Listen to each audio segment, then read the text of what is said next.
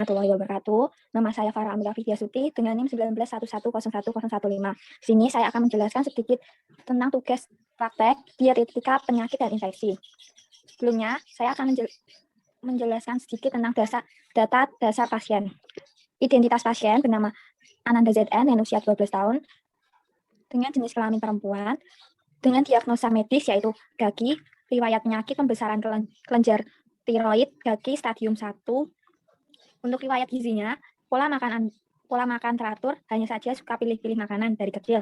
Yang kedua, tidak suka beberapa sayuran, hanya suka lalapan yang dikonsumsi dengan sambal dan ayam goreng atau hati ampela. Data objektifnya, antropometri dengan BB 25 kilo, TB 120 cm, status gizi dihitung dari IMT anak 12 tahun, 17,35, untuk IMT per umur, min 0,32 dengan status gizi kurang.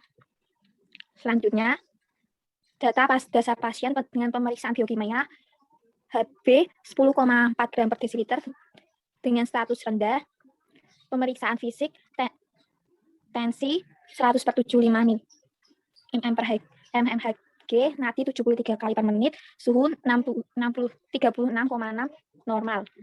Hasil recall-nya, pagi telur rebus 1 biji dengan teh hangat 1 gelas, untuk siang 1 nasi putih, 1 entong, ayam goreng 1 potong, lalapan, sambal, dan kerupuk putih.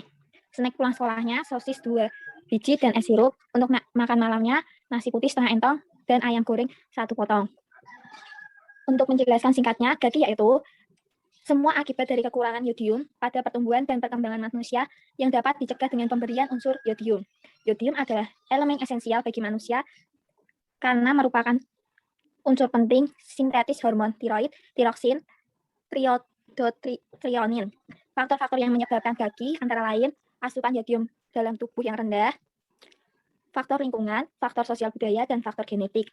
Untuk cara penanggulangannya, dengan pemilihan bahan pangan, untuk meningkatkan asupan yodium atau untuk mengurangi konsumsi goitrogenik.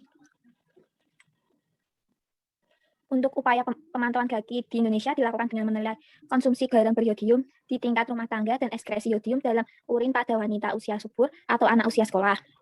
Program penanggulangan GAGI dalam masyarakat dilakukan dengan program pendekatan jangka pendek dan jangka panjang. Program jangka pendek meliputi distribusi kapsul yodial dengan sasaran kelompok rawan di daerah endemik. Sedangkan untuk sedang dan berat, program jangka panjang meliputi yodisasi garam, promosi penganekaragaman pangan, dan menu seimbang menurut konsumsi pangan goitrogenik. Selanjutnya, diagnosis gizi.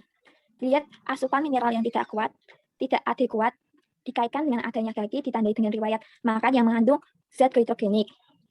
Intake mineral yang kurang dikaitkan dengan kurangnya akses makanan yang mengandung yodium ditandai dengan pembesaran kelenjar tiroid dengan pemeriksaan palpasi. Peningkatan kebutuhan zat besi dikaitkan dengan infeksi ditandai dengan nilai Hb yang rendah. Gangguan kemampuan penggunaan zat gizi, perubahan kemampuan mengabsorpsi dikaitkan dengan terganggunya metabolisme yodium karena tingginya konsumsi makanan sumber zat goitrogenik. Selanjutnya, perubahan nilai Hb dikaitkan dengan infeksi ditandai dengan riwayat pemeriksaan biokimia Hb dengan status yang rendah. Untuk pengetahuannya, yang kurang dikaitkan dengan pangan dan gizi karena kurangnya informasi dan kurangnya bervariasi makanannya. Yang terakhir, pemilihan makanan yang salah dikaitkan dengan kurangnya pengetahuan orang tua tentang makanan dan gizi dan mata pencaharian orang tua sebagai peternak. Selanjutnya, intervensi gizi, diet dan edukasi. Target terapinya, status gizi normal, kebutuhan zat gizi terpenuhi, pasien sembuh dari GAGI, serta kondisi normal kembali. Tujuannya, memperbaiki status gizi, mencegah adanya komplikasi, memberikan makanan yang tinggi yodium untuk memperbaiki atau mencegah kekurangan berat badan. Syaratnya, mencegah pemberian makanan yang mengandung zat goitrogenik, pemenuhan kebutuhan yang disesuaikan untuk pasien, tidak menghilangkan kebiasaan atau makanan favorit pasien. Prinsip dietnya yaitu diet tinggi yodium. Terapi dietnya pemberian makan 3 kali makanan utama dan 2 kali selingan, dengan penambahan zat gizi protein, yodium, serta sumber energi agar kebutuhan semua zat gizi harian tercukupi. Pemberian tambahan multivitamin, vitamin A untuk menghambat absorpsi yodium dan suplemen kalsium. Yang terakhir, memberikan edukasi mengenai zat gizi dan pola makan yang benar untuk merubah kebiasaan makan yang kurang memenuhi kebutuhan. Berikut leafletnya. Untuk menu makan seharinya, contohnya seperti sandwich smoked beef, selingannya buah potong seperti buah naga dan buah mangga. Makan siangnya nasi putih, semur ayam, kentang, selingannya bubur sumsum. Makan malam nasi putih, udang goreng, dan jamur wortel. Sekian dari saya, bila ada salah, mohon maaf. Wassalamualaikum warahmatullahi wabarakatuh.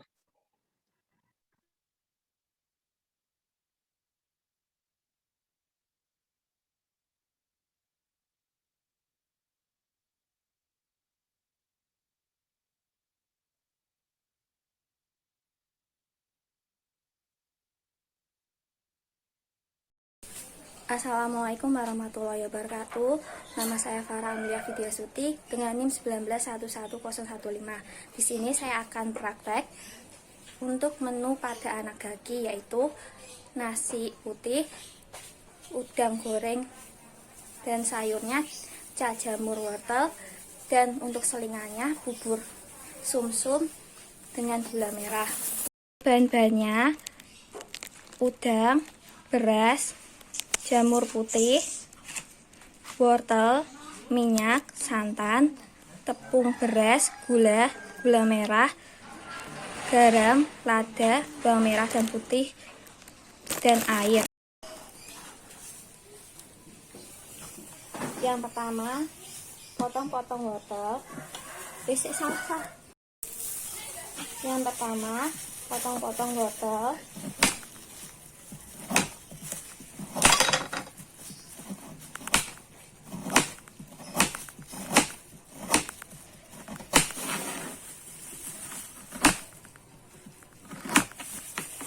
Lalu potong bawang putih, iris tipis-tipis,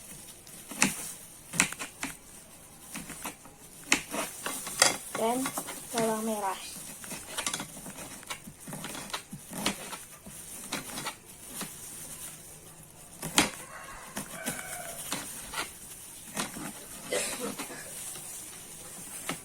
Lalu bumbui udang dengan lada dan garam.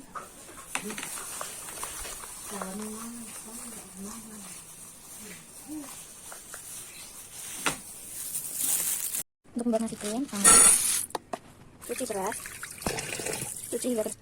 Setelah tambahkan air, masukkan ke panci kukus. Pertama, goreng udang dengan panaskan minyak. Setelah panas, masukkan udang. Goreng hingga matang. Setelah matang, lalu tiriskan dan matikan api. Untuk jamur, tumis bawang merah dan bawang putih, tumis hingga harum. Setelah itu, masukkan sayuran, bumbui dengan lada garam, dan beri air. Masak hingga mendidih atau matang. Setelah matang, lalu matikan api. Selanjutnya plating. Tambahkan sayuran.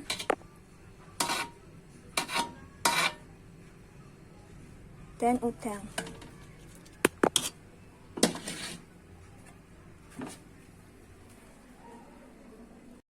Bubur sumsum, larutkan tepung dan air. Lalu masukkan santan.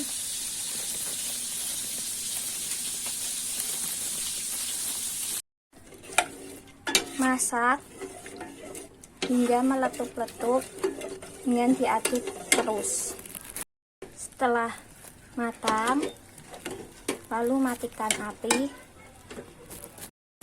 Untuk gula jawa, panaskan air, lalu masukkan gula. Untuk sausnya, gula merah, masukkan gula yang sudah dipotong-potong dan air, masak hingga mendidih. Setelah gula cair, matikan api. Siapkan bubur, pindah di mangkuk. Lalu siram dengan saus gula merah.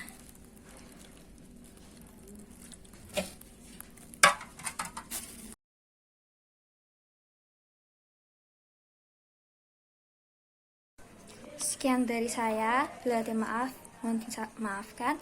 Wassalamualaikum warahmatullahi wabarakatuh.